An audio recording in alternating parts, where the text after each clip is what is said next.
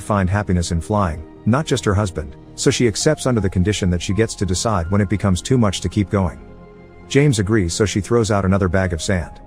A new memory begins of the night Amelia changed her mind about the trip. She was visited by John, who came by his own choice and not because James sent him to tell her the trip was worth the risk. He showed her James' research notes where he had drawn some beautiful snowflakes, and admitted that sometimes James was indeed wrong. He said it would snow tonight when it wasn't.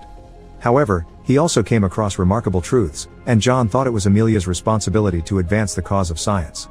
After he left, Amelia went to visit Pierre's grave to think about it, and reached her decision when James' predictions came true and it began to snow. Back in the present, the entire balloon and even the people themselves are covered with frost. James sends out a pigeon, but it falls as soon as it tries to fly, and his last one is dead. Now nobody will know their location if something happens, so James begins freaking out.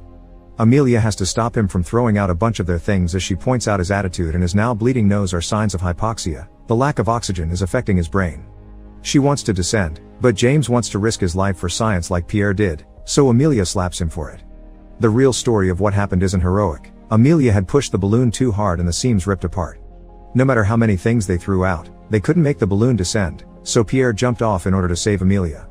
After hearing such a story, James apologizes for his attitude and accepts it's time to go down. Amelia pulls a rope to open the gas valve, but nothing happens because of the frost, so after reminding James to stay awake not to let the hypoxia win, she begins climbing to the top to open the valve manually. This proves to be a difficult task because frostbite is starting to set in her fingers, but she pushes herself to keep going until she slips and is left hanging upside down from the rope.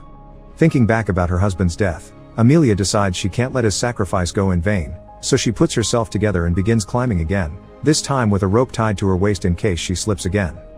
James has fallen unconscious by the time Amelia makes it to the top. She tries to push the valve with